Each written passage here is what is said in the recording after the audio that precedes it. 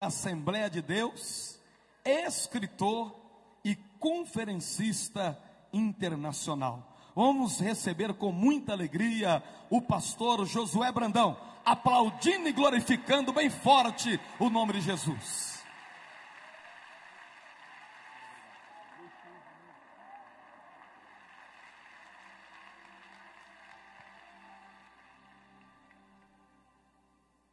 Louvado seja para sempre o nome bendito e santo de Jesus, porque dele e por ele e para ele são todas as coisas.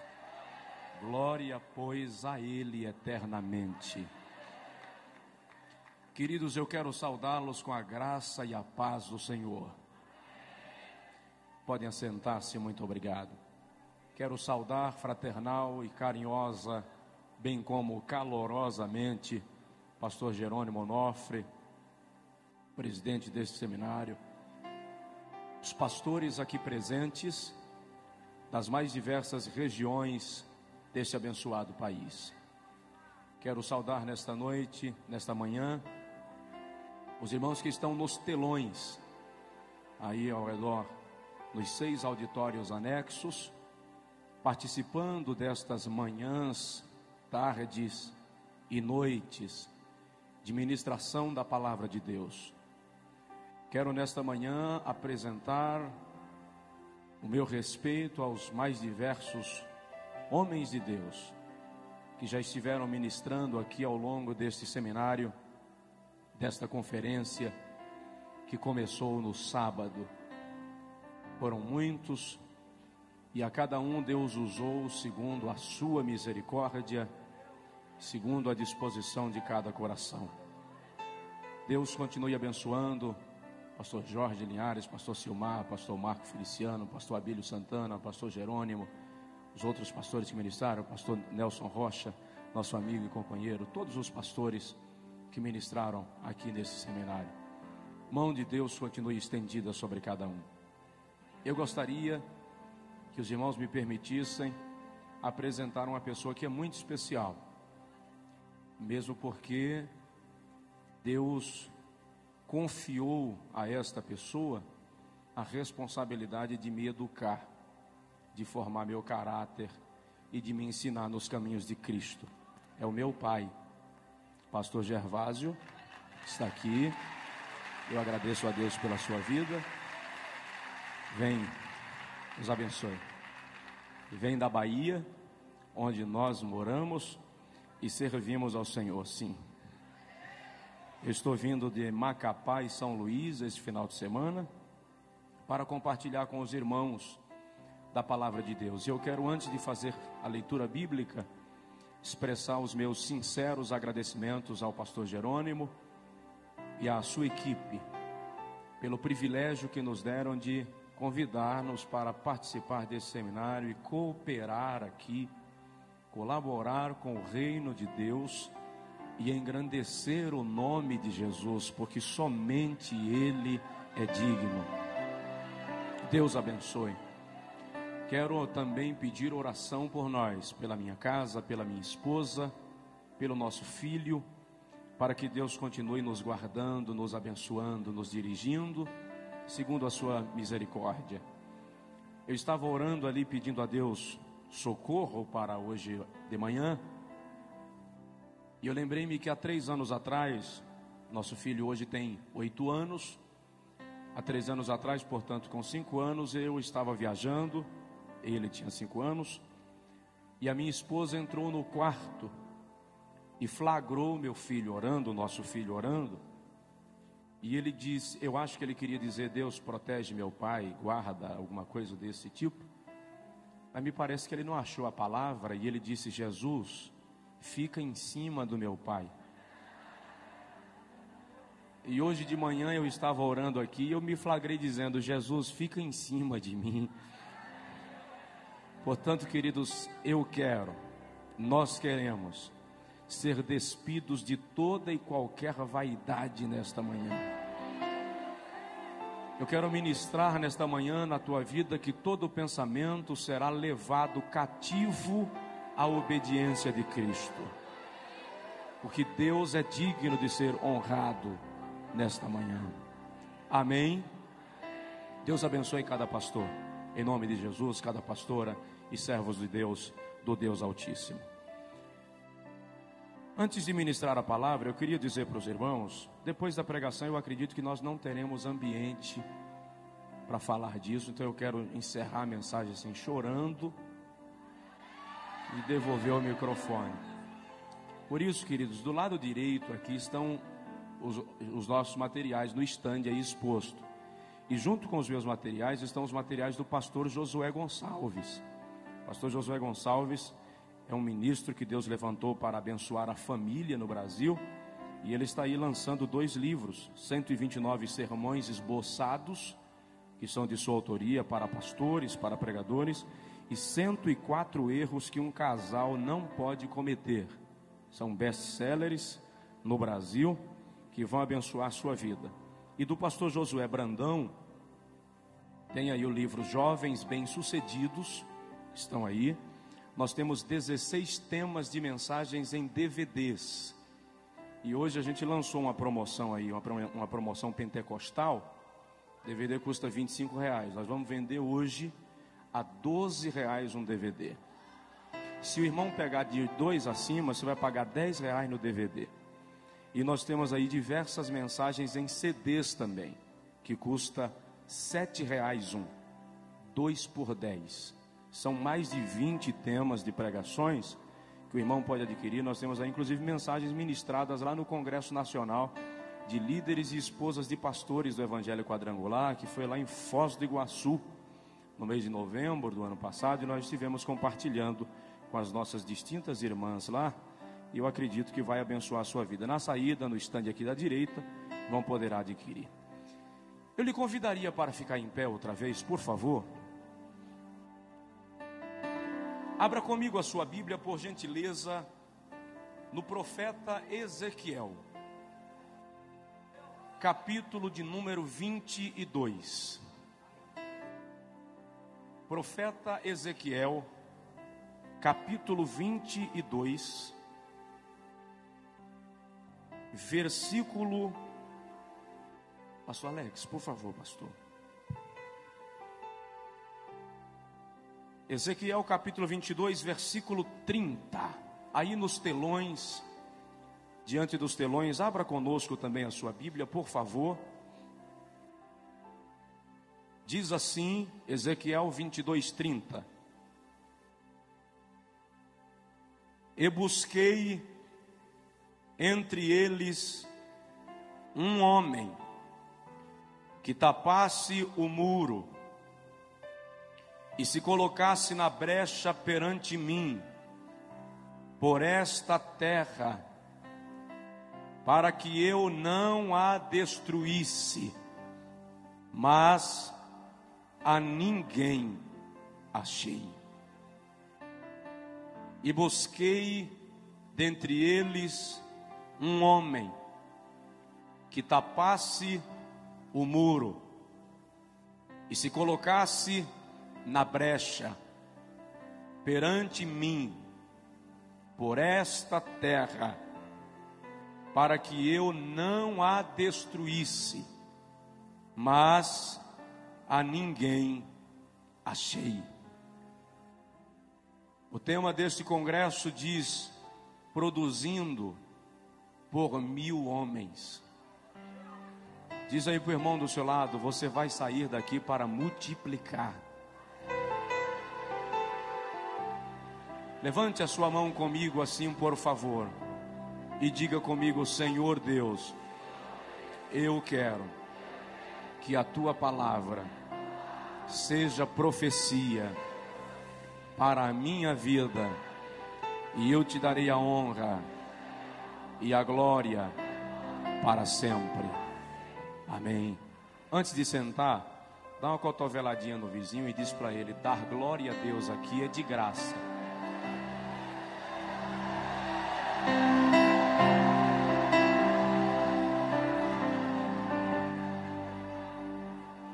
Pastor Alex, que esteve em contato comigo, pastor Germano, muito obrigado, amados. Deus abençoe. Obrigado. Eu gostaria de, nesta manhã, refletir com os irmãos sobre o homem que Deus procura. O homem que Deus procura. O profeta Ezequiel exerceu o seu ministério entre os cativos de Judá, que estavam na Babilônia por conta dos pecados e falta de arrependimento da nação.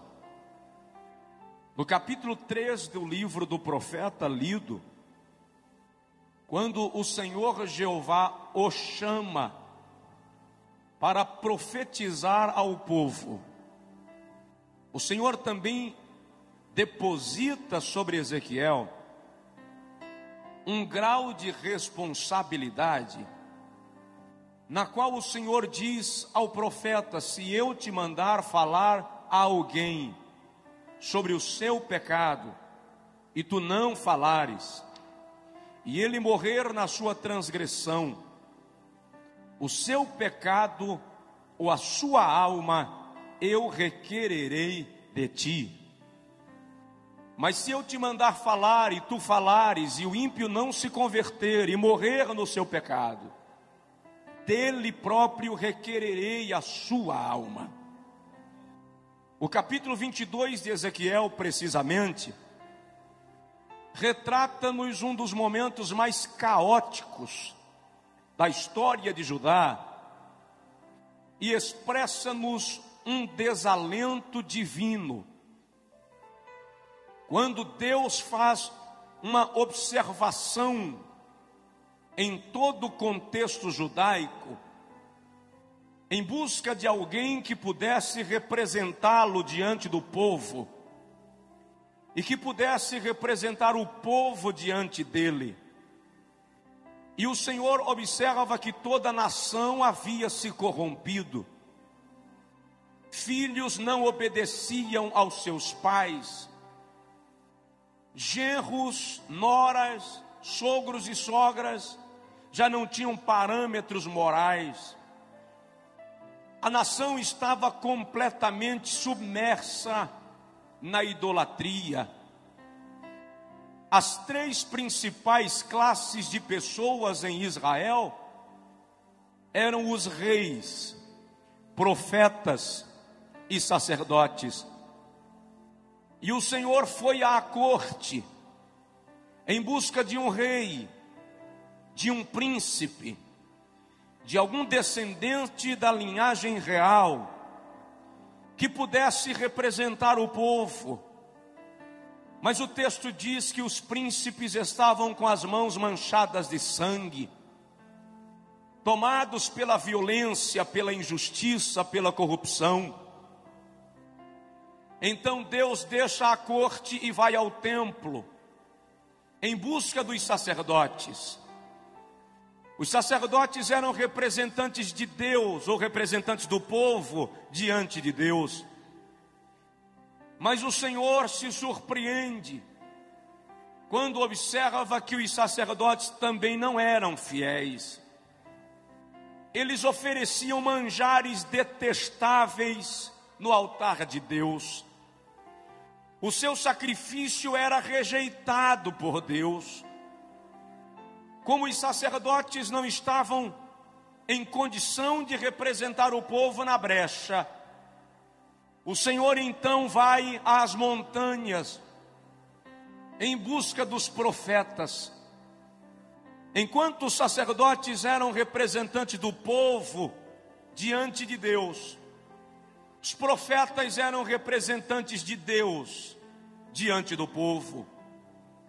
Mas o Senhor observa que os profetas eram mentirosos, transmitiam mensagem a bel prazer, para agradar as pessoas que lhes ouviam.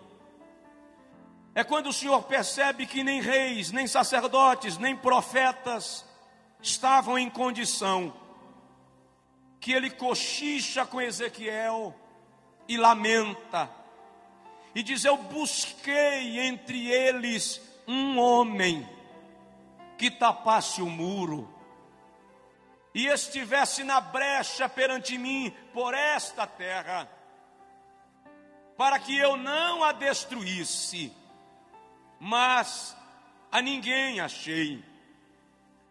É uma tragédia quando o pecado, a corrupção, consegue se estabelecer no meio do povo de Deus, de tal forma que o Senhor não encontra ninguém capaz de interceder, de liderar um movimento de arrependimento e conversão, de conduzir o povo de volta ao avivamento. A igreja moderna está tendendo, está caminhando num rumo de secularismo, num rumo de vaidade e de pecado tão perigoso, que nós estamos começando a nos silenciar como aqueles homens de Judá. Só há uma diferença, é que naqueles dias o Espírito Santo não morava neles, o Espírito Santo vinha sobre eles e depois voltava. Hoje, porém, na dispensação da graça, o Espírito Santo está em nós. Outro dia eu ouvi um pregador dizer que se faltarem homens, Deus vai usar jumenta. Eu disse para ele: no Brasil, jumenta não fala. Porque Deus tem homens e mulheres comprometidos com Ele para profetizar a sua palavra. Quando Golias desafiou a Israel para pelejar, em 1 Samuel capítulo 17,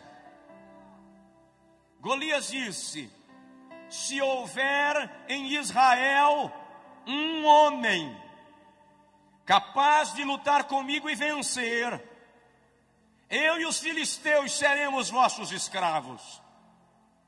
Golias não estava desafiando uma nação, ele estava querendo um homem. Quando Charles Spurgeon pregava em Chicago, ele disse: o mundo ainda não viu o que Deus pode fazer por meio de um homem que entregar-se nas suas mãos sem reservas. Levantou-se um jovem do final do auditório, veio em direção ao pregador, de pequena estatura, rechonchudo, e ele disse ao pastor Spurgeon: eu quero ser este homem que o senhor acaba de falar. Spurgeon orou por ele. Dwight Lyman Moody é o nome daquele jovem que antes de morrer ganhou para Jesus mais de 1 milhão de almas. Deus está procurando um homem. Quando a seleção brasileira vai jogar, o Brasil para. Se for final de Copa, as fábricas fecham mais cedo. Na Copa lá do Oriente, quando os jogos eram transmitidos aqui pela madrugada, eu vi aeroportos lotados diante de televisores, terminais rodoviários, gente que não dormia de madrugada para assistir o jogo do Brasil. Se 11 homens atrás de uma bola conseguem parar uma nação, imagina uma igreja cheia do poder de Deus, o que é capaz de fazer. Ei, macho, rei macho de cova. Deus está procurando alguém. Mas que tipo de homem Deus procura? Procuraria Deus um galã para representá-lo nos púlpitos das igrejas. Não, absolutamente, Deus não é diretor de novelas. Procuraria Deus um homem esteticamente perfeito para representá-lo? Não, Deus não é estilista. O homem que Deus procura, em primeiro lugar, tem que ser arrependido como Isaías. Quando o profeta Isaías escreve o capítulo 6, ele diz: no ano em que morreu o rei Uzias, eu vi o Senhor em um alto e sublime trono, e a orla do seu manto cobria os umbrais, e a casa se encheu de glória. E Isaías diz: eu vi serafins. A palavra serafins significa ardentes, aquele que está em chamas. E Isaías diz que os serafins com duas asas cobriam os rostos em reverência à santidade de Deus. Com duas asas cobriam os pés em reverência à missão da igreja. E com duas asas voavam numa disposição de servir. E diziam: Kodesh, Kodesh, Kodesh Yahvé Sabaoth, Santo, Santo, Santo é o Senhor dos exércitos. Aqui e nos auditórios anexos do telão, levante a mão comigo, por favor. Vamos juntos. Santo, Santo, Santo é o Senhor dos exércitos.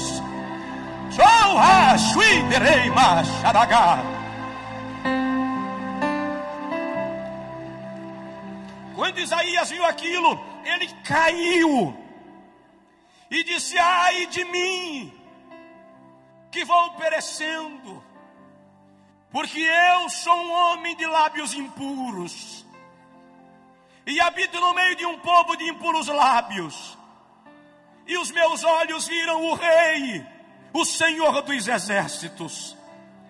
Quando ele prostra-se, ele vê que um anjo voa do altar com uma tenaz e uma brasa nela, e toca nos lábios do profeta, e diz: perdoado é o teu pecado e a tua iniquidade retirada. É aí que Isaías ouve o Senhor declarar: a quem enviarei? E quem há de ir por nós? Deus não pode usar um homem que não se arrepende. Sinceramente, querido, Deus não espera que você não peque. Deus não espera que você não falhe. Mas Deus espera que você não permaneça no pecado. Salmo 32:5, o salmista diz: confessei-te o meu pecado e a minha iniquidade não encobri. Salmos 66, 18 e 19, ele diz assim: se eu tivesse guardado o pecado no meu coração, o Senhor não teria me ouvido, mas graças a Deus que o Senhor atendeu a voz da minha oração. Nós estamos vivendo dias distintos de Deus, que o Espírito Santo vai gerar na igreja uma sede de pureza, de santidade, que vai fazer com que o pecado comece a sair de entre nós. Ninguém se engane, a figueira vai balançar, o dono da casa vai varrer a casa, e vai achar a dracma perdida, e vai nos comprometer mais com ele. A Bíblia diz que há 2 advogados que trabalham 24 horas em torno do nosso nome. Está escrito em Apocalipse capítulo 12, versículo 9, que Satanás, de dia e de noite, nos acusa diante de Deus. Mas está escrito na primeira epístola de João, capítulo 2, versículo 1, que se pecarmos, Temos um advogado perante o Pai, Jesus Cristo, o justo. E eu entendo, é possível que hajam advogados aqui. Eu entendo que quando Satanás chega lá em cima e diz: meritíssimo juiz, o Josué falhou. Olha, aquele homem lá que pastoreia, aquela pastora, aquele jovem, ele infringiu tua lei, é réu de juízo. Quando o juiz pega a sentença e olha, o nosso advogado de defesa bate a mesa e diz: protesto meritíssimo. Eis nas minhas mãos marcas dos cravos e do lado marca da lança, por onde derramei sangue para purificar este homem, essa mulher. Dá uma sacudida no teu vizinho e diz para ele: alegre-se, Jesus lhe perdoou. Alegre-se, Jesus lhe perdoou. Ora madre de baixo e derramando managá.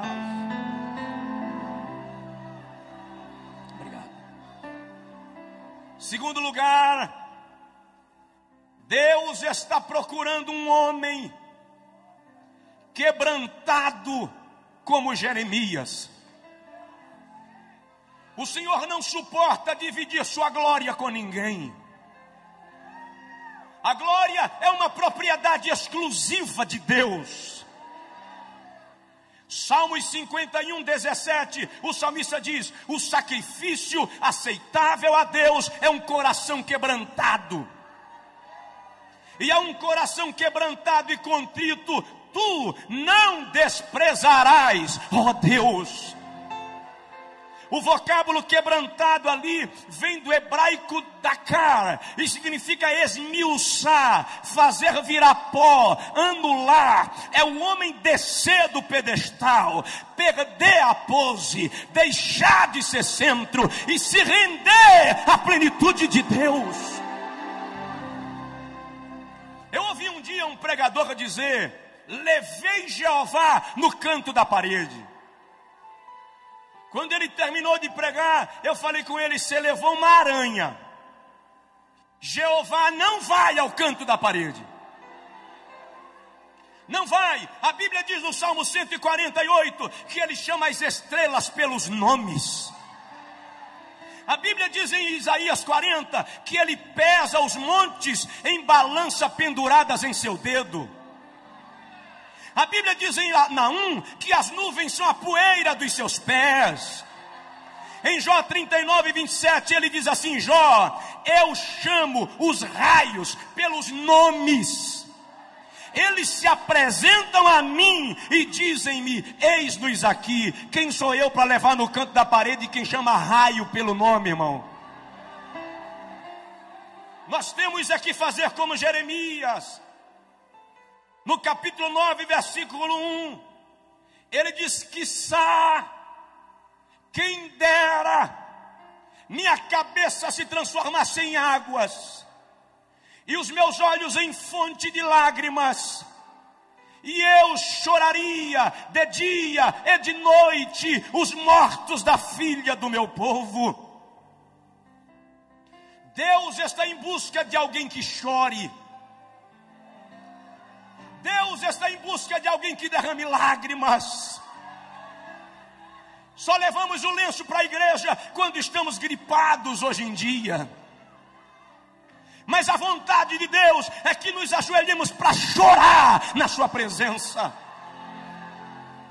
Em Ezequiel capítulo 9, Ezequiel teve uma visão. Ele viu homens armados entrando em Jerusalém.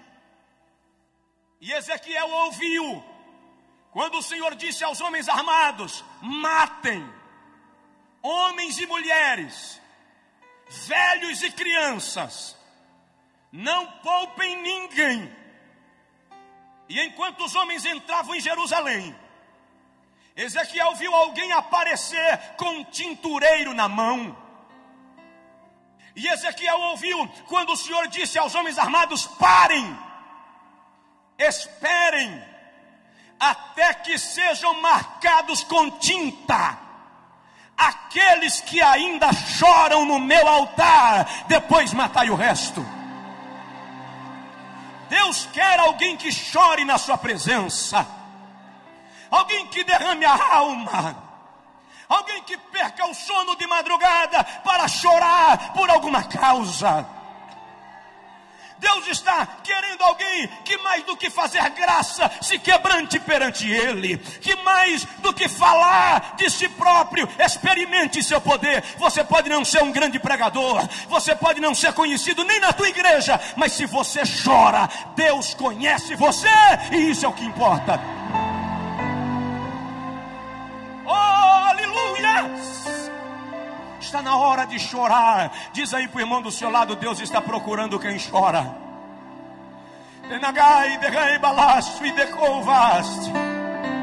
Romanos 12:15, a Bíblia diz: chorai com os que choram. Quantas vezes você está em casa e alguém precisa de oração e Deus quer você para orar? Minha esposa estava grávida, 8 meses de gestação. Na madrugada de 23 de agosto, ela acordou sentindo dores de parto. Eu levei-a ao hospital da pequena cidade onde morávamos na época, em 96. Quando eu cheguei lá, a chefe de enfermagem disse: pastor, tira ela daqui, leva para outra cidade vizinha, Jacobina, porque aqui não resolve. Quando eu cheguei lá, a médica que havia acompanhado o período pré-natal me disse: tem que interná-la agora. Enquanto eu preenchia a ficha de internamento, a bolsa do líquido amniótico rompeu. A hemorragia começou. Em menos de 30 minutos a médica me disse: eu preciso fazer um parto cesáreo para salvar a mãe, porque a criança já morreu. Não tem mais chance. Eu fiquei atônito. E ela disse para mim: você demorou a responder, já pensou na possibilidade de ficar viúvo? Eu disse para ela: com 22 anos, não. Fui para o carro que eu estava, ajoelhei no lastro e comecei a chorar. Enquanto eu chorava, eu disse a Deus: é a esposa e o filho, eu não aguento.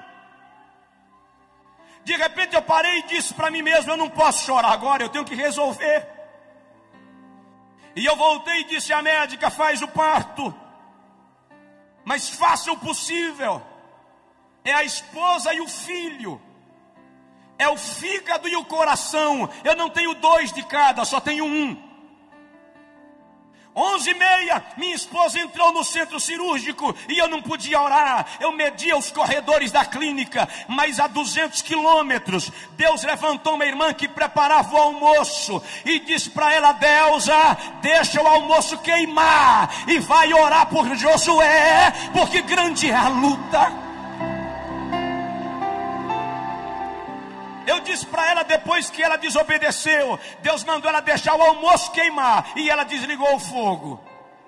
Mas ela foi orar, e enquanto ela clamava, orava, o Senhor disse: clama, porque grande é a angústia. 2h25 da tarde, o Senhor falou com a irmã Deusa: levante, que eu já fiz o milagre. 2h30, 2h30, o pediatra saiu do centro cirúrgico e ele não falava, ele gritava, ele dizia assim: Deus está nesse lugar, Deus fez um milagre, Deus fez um milagre. Eu perguntei: doutor, como é que está minha esposa? Ele me segurou e disse: eu estou te dizendo que Deus fez um milagre, a tua esposa está bem e o teu filho fora de perigo, porque Deus é fiel. Chora. Anteontem em São Luís, uma irmã me disse: pastor, já pensei 2 vezes em largar meu marido. Eu disse: não larga não. Ela disse: por que vocês só dizem não larga não? Eu falei com ela: porque chorar resolve. Chora na presença de Deus. Terceiro lugar, Deus está procurando um homem obediente como Abraão. Gênesis capítulo 12, versículo 1.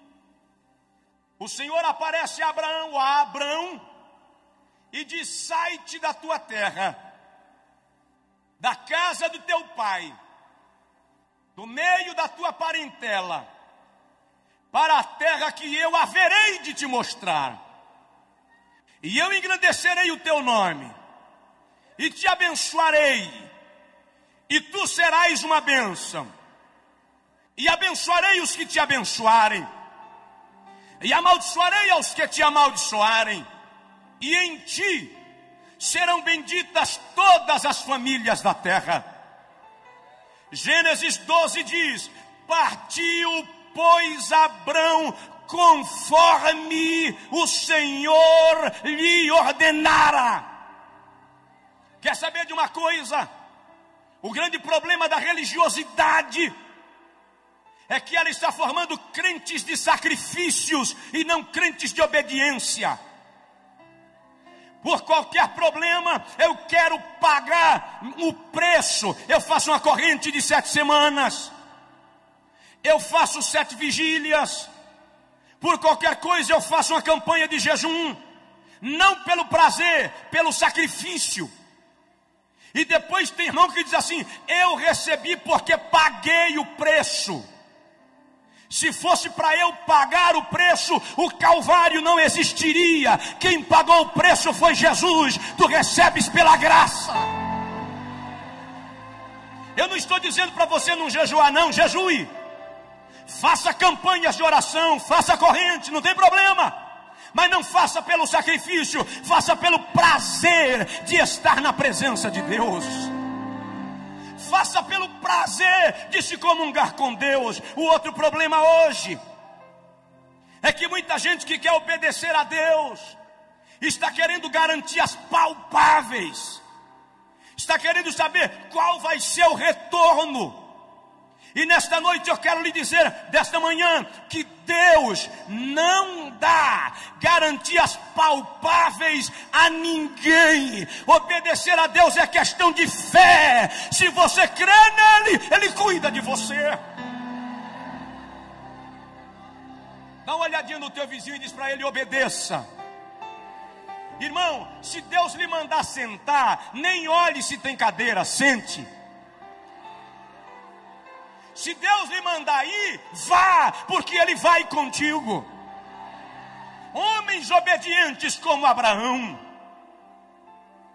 Em quarto lugar, Deus está procurando homens, além de arrependidos como Isaías, quebrantados como Jeremias, obedientes como Abraão. Ele está procurando homens restaurados como Pedro. Não funciona, querido, maquiar a vida espiritual e se apresentar como se fosse teatro. A vida cristã não pode ser movida de atrizismo, de representação, de hipocrisia. A vida cristã não pode ser como carro velho, enferrujado, de pneu liso, motor batido, que você reforma a chaparia, pinta o carro, coloca pneu novo e deixa o motor queimando óleo. Eu posso até enganar você com a minha aparência, mas eu não poderei enganar aquele que conhece e sonda os corações dos homens. É por essa razão que Deus quer nos restaurar de dentro para fora. Eu lembro agora de um grande amigo de Jesus, Pedro. Pedro falhou feio com Jesus. Jesus estava sendo julgado e Pedro estava se aquecendo lá fora. De repente alguém olhou para Pedro no meio do círculo e disse: você parece com o Nazareno. Pedro disse: nunca ouvi falar. Saiu para o vestiário. Quando chegou lá, a empregada de Pilatos, arrumando os armários, olhou para Pedro e disse: eu acho que já vi você andando com o Nazareno. A Bíblia diz, Lucas diz, que Pedro saiu resmungando, reclamando. Eu imagino Pedro nervoso, dando tapa na parede. Enquanto ele passou reclamando, alguém disse: a tua fala te condena. Crente até nervoso parece crente. Lucas diz que quando Pedro negou a terceira vez, só Lucas dá esse detalhe, ele diz que Jesus olhou para Pedro. Jesus não disse nada, apenas olhou para Pedro. O olhar de Jesus arrebentou Pedro. E Pedro foi chorar amargamente. Andei com ele 3 anos e o neguei. Eu caminhei sobre as águas. Fui eu quem tirei a moeda da boca do peixe. Como é que eu posso ter negado? E Pedro chora. Mas Jesus ressuscitou. Ele não ficou no túmulo. Quando Jesus ressuscita, Marcos 16, as mulheres vêm, voltam correndo com a notícia, e Maria Madalena fica lá. De repente aparece o mestre e diz Maria, e ela diz Rabi, Rabone, Raboni, mestre, meu mestre, meu bom mestre. E Jesus diz, não me toca Maria, vai para lá e diz aos meus discípulos e a Pedro que eu vou para a Galileia. Por que Jesus disse e a Pedro? Por que não e a João, que ficou ao pé da cruz até a última hora? Porque Jesus sabia que Pedro não teria coragem de encará-lo. E eu imagino Maria chegar na reunião dos 12 e dizer, olha, eu vi o mestre. Ele me disse que é para a gente ir para a Galileia, que lá ele vai conversar com a gente. E você, irmão Pedro? Sim, irmã Maria, Jesus disse que você não pode faltar lá.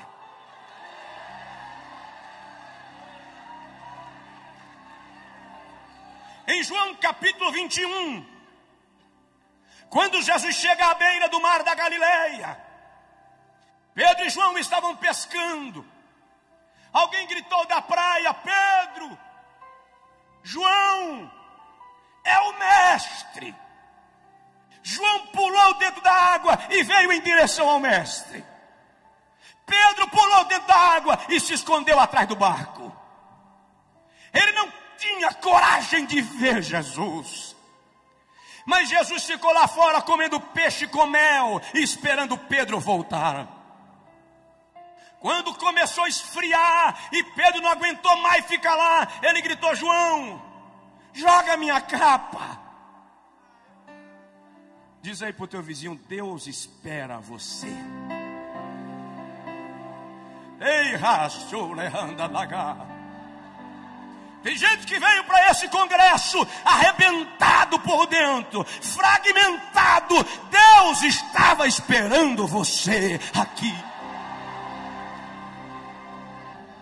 Pedro saiu meio sem graça, não se envolveu com o grupo, ficou meio de fora, todo mundo comia peixe. De repente Pedro se sente à vontade, vai lá, tira um pedacinho do peixe. Quando ele vai pegando, Jesus diz, Pedro, João 21:15. Pedro disse, sim, mestre, você me ama? Pedro para e diz, Senhor, eu gosto de ti. Na versão portuguesa está eu te amo, mas o amor fileó é gostar. Jesus diz, tá, Pedro, come o peixe. Pedro come, se sente já meio à vontade, vai pegar de novo um pedacinho de peixe. Quando vai pegando, o mestre diz, Pedro, sim senhor, você me ama, Pedro?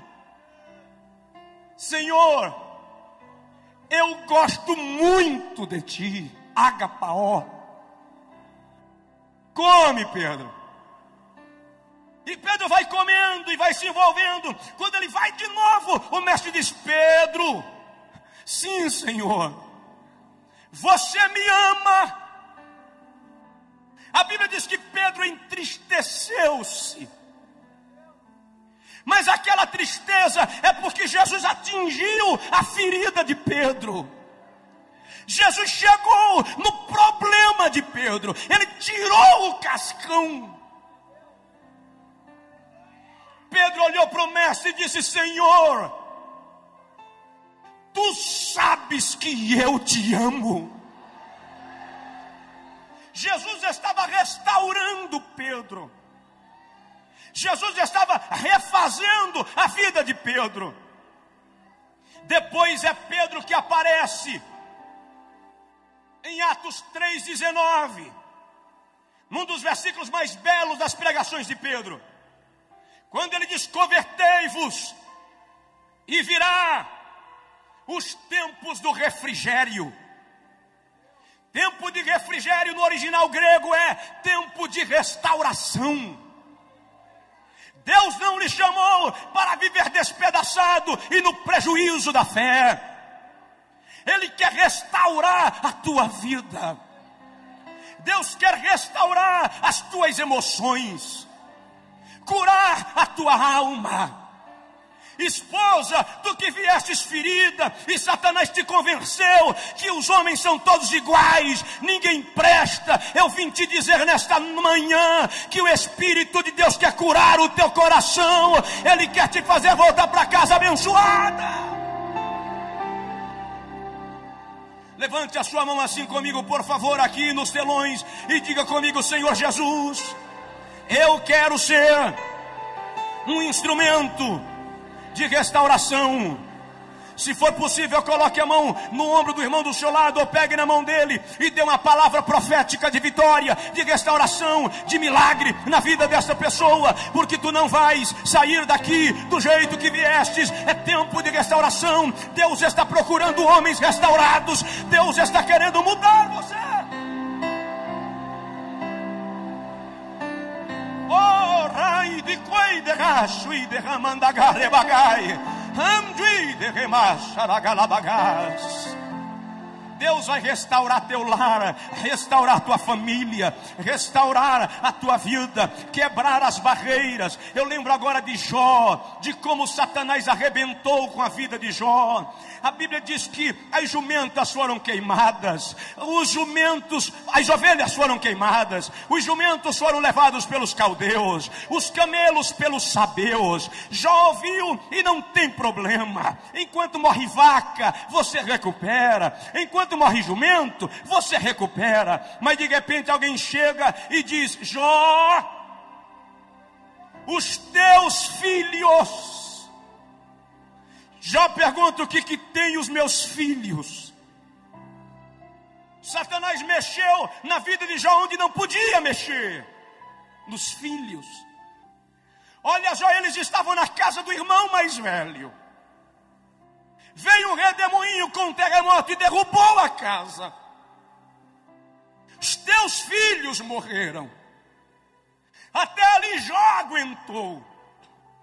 Mas quando disseram: teus filhos morreram, não deu mais. Coração de pai e mãe não aguenta isso, irmãos. O texto da língua portuguesa diz que Jó prostrou-se a adorar, e adorou. Mas não é só isso. O texto original é o seguinte: quando disseram que teus filhos morreram, Jó caiu. Não é que ele prostrou-se para adorar, não. É que as pernas não se firmaram, não deu para ficar em pé. Ele desmaia. Quando Jó desmaia e alguém tenta reanimá-lo, Jó abre os olhos e diz: o Senhor me deu, o Senhor me tomou, louvado seja o nome do Senhor.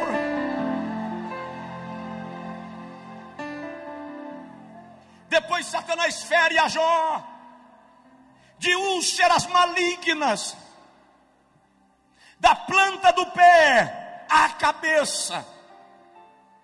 No capítulo 6, Jó diz que até na sua boca haviam tumores purulentos. De repente Elifas chega e diz: Jó, eu tive um sonho pavoroso. Eu vi um bicho, Jó. A fisionomia eu não discerni, mas era um vulto. Capítulo 8. E eu me amedrontei, e os meus cabelos se arrepiaram. Quando Satanás viu que Jó não blasfemaria, ele disse ao anjo da morte: ronda, Jó, Não tem macho que não estremeça quando o gelo da morte lhe bate o corpo. Quando Jó sentiu o gelo da morte, capítulo 13, versículo 15, ele diz: ainda que ele me mate, eu ainda esperarei no Senhor.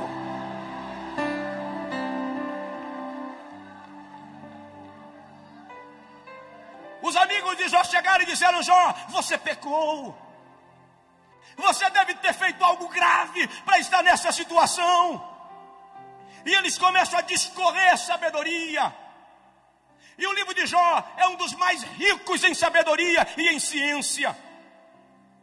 Enquanto eles falam, Jó olha para eles e diz: vocês são inteligentes. Vocês sabem de muitas coisas. Mas eu sei de uma que vocês não sabem. Jó, nessa situação, você consegue saber de quê? Eu sei que o meu Redentor vive, e um dia ele se levantará sobre a terra. Dá uma sacudida no teu vizinho e diz: o Redentor se levantou para você. O Redentor se levantou para você. O Redentor se levantou para você. Eu já vou terminar. Oh, abagamandama, suiteplas. Sabe de uma coisa que eu quero citar nesta manhã, que não estava naquilo que eu planejava, mas me veio agora. Diz aí para o seu vizinho: Satanás não pode tocar em você. Mas ele tocou em Jó, pastor. Vou lhe mostrar que ele não pode tocar em você. Eu li o livro de Jó versículo por versículo. Estudei versículo por versículo. Eu queria entender por que Deus permitiu aquilo. Eu observei, por exemplo, que por 33 vezes Jó pergunta a Deus por quê. Nem ele entendia. Por 16 vezes Jó lamenta o seu estado. No capítulo 16 ele diz: a minha face está inchada de chorar a falta daqueles que rodeavam a minha mesa, os filhos. No capítulo 11 ele diz: a minha pele se me apega ao corpo, porque aqueles que alegravam a minha casa já não estão comigo.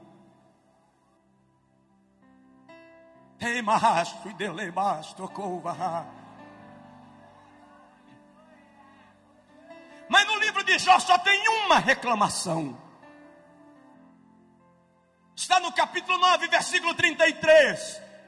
Quando Jó diz: se eu tivesse um árbitro, se eu tivesse um intercessor, se eu tivesse um sacerdote que julgasse a minha causa diante do Todo-Poderoso, eu não estaria assim. Jó sentiu falta de quem? De Jesus. Jó sentiu falta de Jesus. Em Lucas 22, 31, Jesus chega para Pedro e diz: Pedro, Satanás pediu ao Pai para te peneirar como trigo. Como se dissesse: Satanás quis fazer com você o que fez com Jó.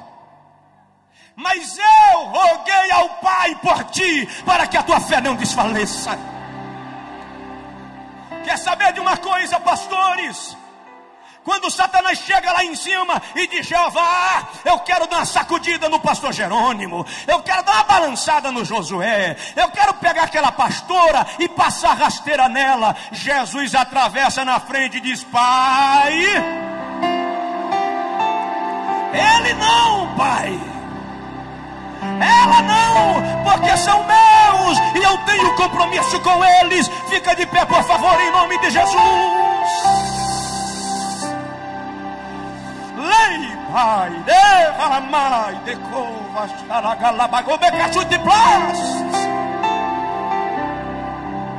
abraço no teu vizinho, se possível, um aperto de mão, e diz para ele: Satanás não vai tocar em você. Satanás não vai tocar em você. Satanás não vai tocar em você. Oh, rei, nos telões, nos auditórios anexos, é tempo de restauração, é tempo de vitória.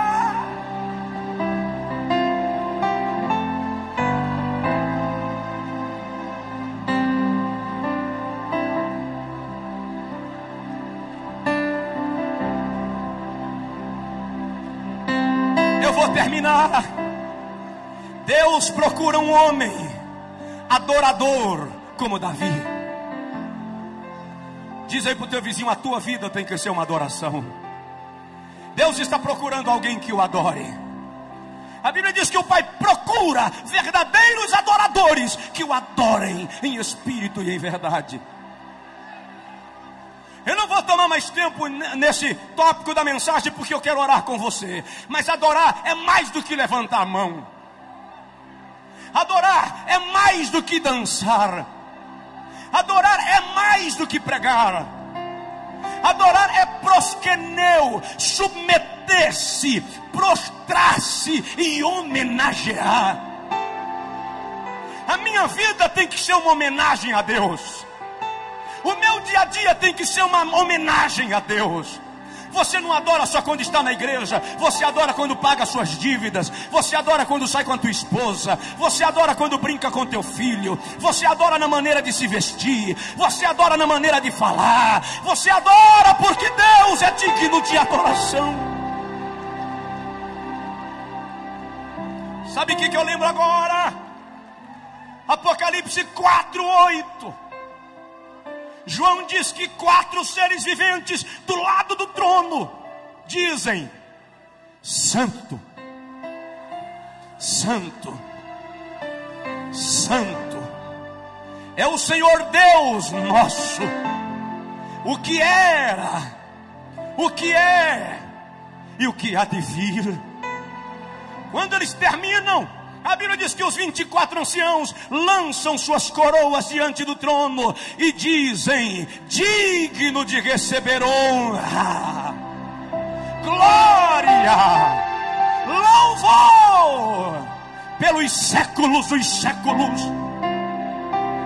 Quando eles terminam, a Bíblia diz que vem um coral de anjos, formado por miríades de miríades e milhares de milhares.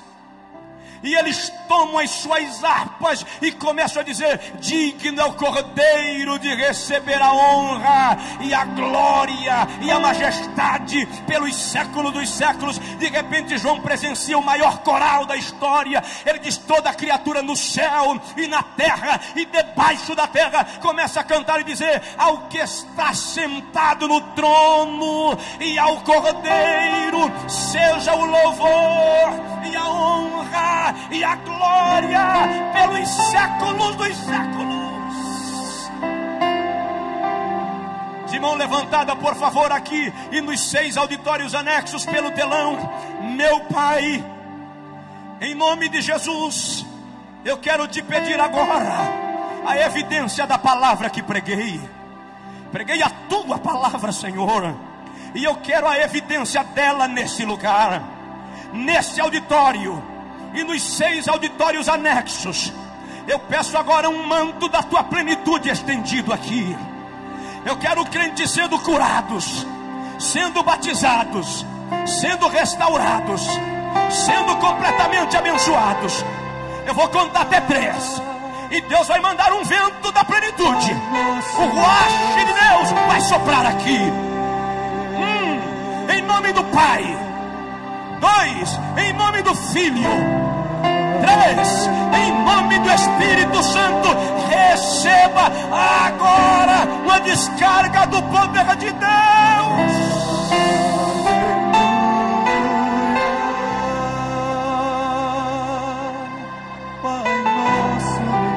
Era bagai, de quem o te faça da garabagá. Deus está procurando um homem. Deus está procurando você. Ele te encontrou hoje de manhã. Receba a graça. Louve, adore, adore, adore. Adore, adore, adore. Adore. Adore, adore, adore. Adore, apenas adore. Apenas adore, apenas adore. Tem gente que não está aguentando o poder de Deus, está ajoelhando, está caindo, está se prostrando. Lá nos auditórios anexos, pelo telão, receba a plenitude do Espírito de Deus na sua vida. Receba o Espírito de Deus enchendo sua vida.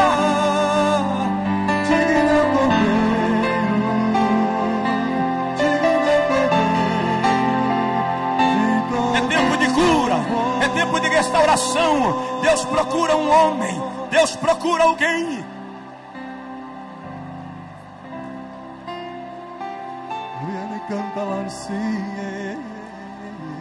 Quem pode, cante, toda a igreja. Aleluia. Todo auditório aqui e nos anexos, comece a exaltar. O Pai procura verdadeiros adoradores. Aleluia.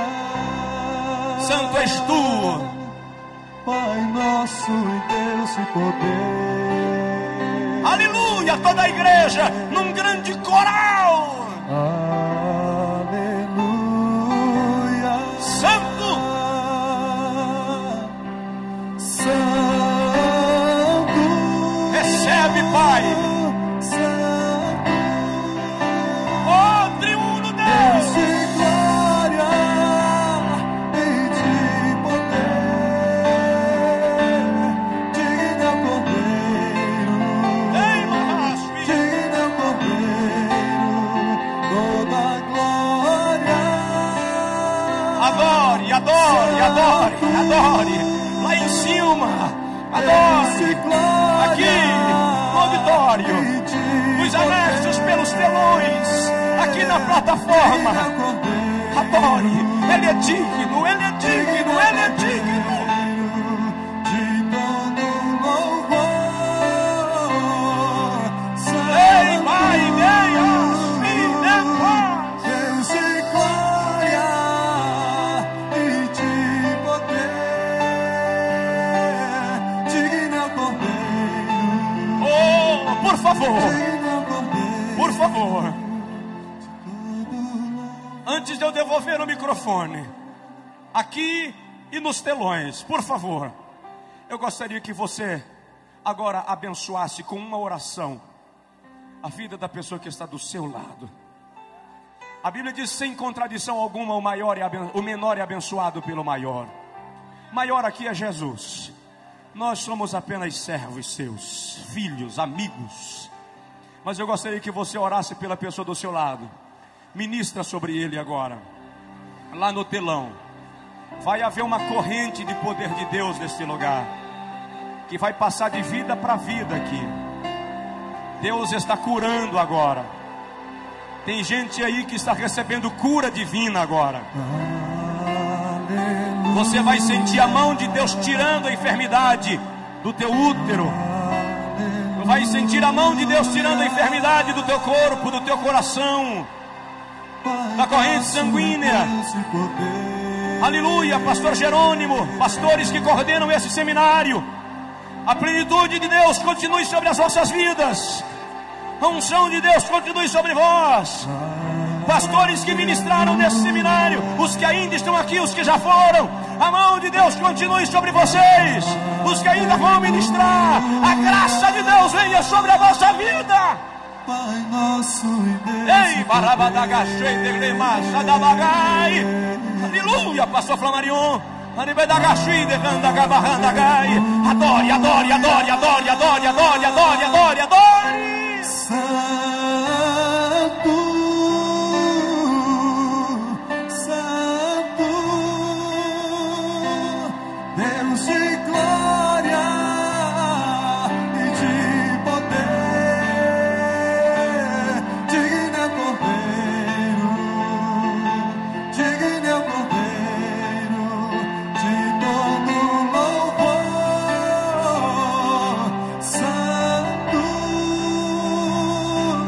Deus de glória e de poder. Digno é o Cordeiro.